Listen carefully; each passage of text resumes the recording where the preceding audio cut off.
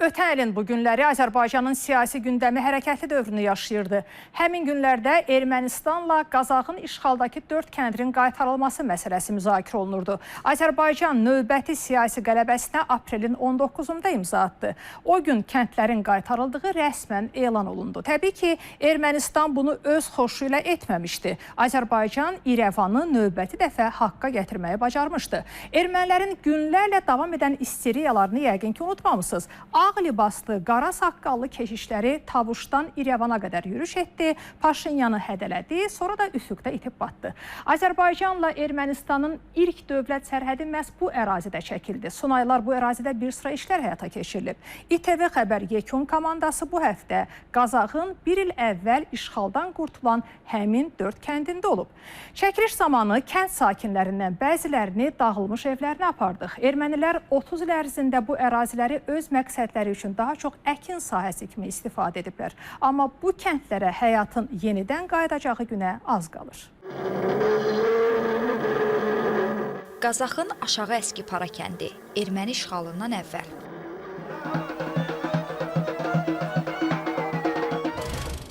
Və işğaldan sonra. Bu bir kəndin ermənilər tərəfindən məhv edilməsinin sübutudur. 1991-ci il Aşağı Əskipara kəndində son toy keçirilir.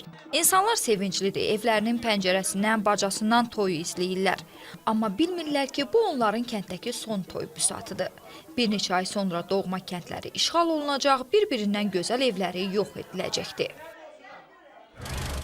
Toy bax buru ilə gəlin karvanı gəldi, bax bu yolla Tofiq müəllimcilin evinə. Tofiq müəllimin oğlu Yaşarın toyu idi. Allah xoşbəxt eləsin. Bax orada gözəl palatka quruldu. Cəmaət toyda iştirak elədi, gözəl. Qara zurna, saz, nə bilim, hər şey. Onlar ara qarışıq idi, ancaq bilmirdik ki, belə vəziyyətə düşəcək. Hiss eləmir, inanmırdıq ki, kənd işğal oluna bilər. Xarabalıqlar içində daş parçaları. Burada bir vaxtlar kənd olub. Aşağı Əskipara kənd sakini Bəxtiyar İsayev xarabalıqlar içində öz evini axtarır. Bax bu ev bizimdir, o əmim evidir, bu Mustafa əminin evidir, bu bizim rəhmətli Yusuf dayının evidir, bu Mehmet müəllim, məktəb direktorumuz vardı, sonra Sudi yolda Əhmədgilin evidir. Buradan yol gedir, elə bil, ora əmim evindən bizim evimizə elə bir darvazadan daxil olurduq. Bir ailə kimi yaşamışıq. Bütün bax, yüksəkliklərin hamısında toplar qurmuşdular. İndi siz təsəvvür eləyin ki, burada bax, belə bir yerdə bütün yüksəkliklər də ətraf hamısı ermənilərin əlində. Gör, burada nə vəziyyət yaranır. Hələ yaşaya-yaşaya evlərin bəlkə bir 30-40%-ni top dağıtmışdı bizim kənddə. Müharibəyə qədər gözəl həyat yaşayırdıq. Həmişə gəlirdim, oradan dürbünlə baxırdım kəndə, saatlarla, elə hönkür-hönkür içimdən ağlayırdım. Oradan baxanda adam əraziyi heç tanımır, dağıdıblar təmiz, ağac-ağac basıb, yol izi itib hamısı. İndi bir gün şükürlər olsun ki, gəldim, gördüm.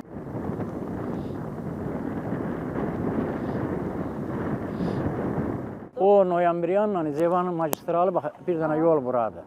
İndi bunların bu yolu əgər, bax bu yol olmasa, bu yolun xətirinə bizim bax bu əraziləri elə bu yola görə əsas ermənilər zəbt elədilər. Bu yola görə.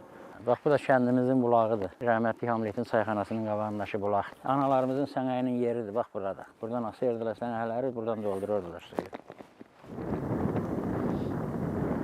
Könlümün sevgili məhbubu mənim vətənimdir, vətənimdir, vətənim. Vətənim verdi mənə nanun əmək, vətənimi öncə unutmaq nə demək. Anadır hər kişiyə öz vətəni, bəsləyib sinəsi üstə onu.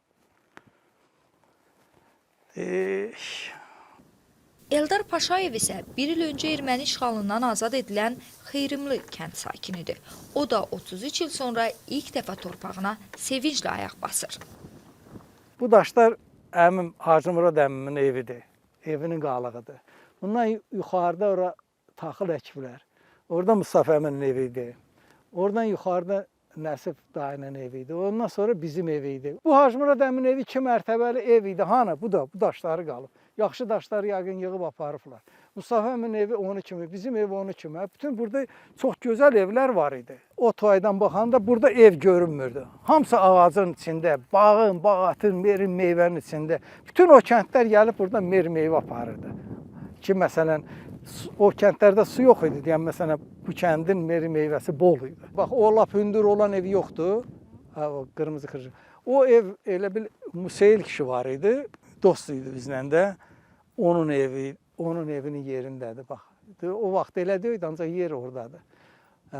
Özü atasının adı Yusif. Oğlunun adı Yusif, qardaşının adı Sarxan, qardaşının adı Məmməd. Mən başa düşmürəm, bu necə ermənidir? Bu qədim Alban tayfasından qalan bizimkilərdən də, yəni onlar düzdür, xaçpərəst idilər deyən, görünür ki, erməni kilsəsi öz tərəflərini onu çəkə bildilər. Qızılhacılı kəndindəki Abbasbəyli su anbarı isə bol suludur. Bir il öncə bu kənddə erməni işğalından tam azad edilib.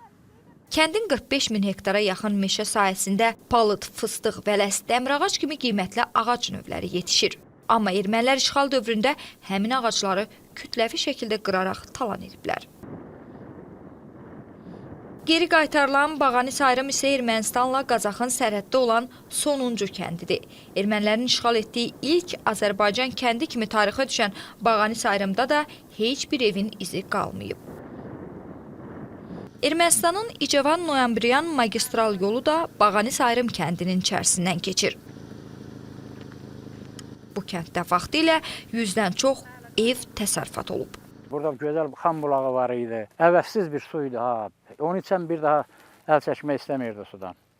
Ermənilərlə qonşudur. Bax, o erməni Bağanısı kəndidir. Ondan yuxarıda Boskevan kəndidir. O dağın o özü Noyambriyan rayonudur. Xeyrımlı, Aşağı Əskipara, Qızılhacılı və Bağani Sayrım. İllər sonra bu torpaqlara ayaq basmağımız Azərbaycanın növbəti qələbəsidir.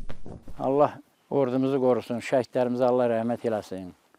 Ali Baş Komandamızın Allah canını sağ eləsin ki, kəndimizi bax indi bir dənə güllə atılmadan, şəhid vermədən işğaldan azad elədilər. Hələ qarşıda bizi çox qələbələr gözləyir.